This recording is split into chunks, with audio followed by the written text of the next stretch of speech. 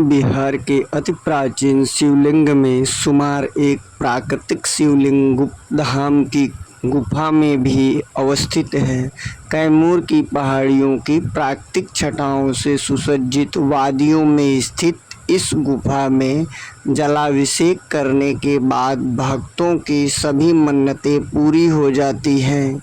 किंवदंतियों के अनुसार कैलाश पर्वत पर माता पार्वती के साथ विराजमान भगवान भोले शंकर जब भस्मासुर की तपस्या से खुश होकर उसे किसी के सिर पर हाथ रखते ही भस्म करने का वरदान दिया, तब भस्मासुर मां पार्वती के सौंदर्य पर मोहित होकर शिव से मिले वरदान की परीक्षा लेने के लिए उन्हीं के सिर पर हाथ रखने के लिए दौड़ा।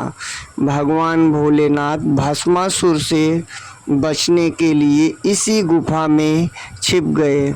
इतिहास के जानकार व प्रसिद्ध कवि पवन श्रीवास्तव के मुताबिक शाहाबाद गजेटियर में फ्रांसिस बुकानन नामक अंग्रेज विद्वान का कथन है कि गुप्तधाम की इस कथा में जलने के कारण गुफा का आधा हिस्सा काला होने के सबूत देखने को मिलते हैं। गुप्तधाम गुफा बिहार राज्य के सासाराम जिले में स्थित है। यह पवित्र गुफा 363 फीट लंबी इस प्राकृतिक गुफा के अंदर भगवान शंकर का करीब 3 फीट ऊंचा शिवलिंग है। इस शिवलिंग के ऊपर पवित्र जल की धारा सदैव गिरती रहती है। गुफा के अंदर अनेक देवी देवताओं की मनमोहक आकृतियां हैं। भस्मासुर ने भगवान शंकर की घोर तपस्या की थी। इससे प्रसन्न होकर भगवान शंकर ने उसे वरदान दिया था कि वह जिस व्यक्ति के सिर पर हाथ रखेगा वह भस्म हो जाएगा। वरदान प्राप्ति के बाद ऋषि मुनियों पर उसका अत्याचार इतना बढ़ गया था कि देवता भी उससे डरने लगे। देवता उसे मारने का उपाय ढूंढने लगे। नारद मुनि ने भस्मासुर से कहा, वह तो अति बलवान है, इसलिए उसके पास तो पार्वती जैसी सुंदरी होनी ही चाहिए, जो अति सुंदर है। भस्मासुर के मन में लालच आ गया और वह पार्वती जी को पाने की इच्छा से भगवान शंकर के पीछे भागा।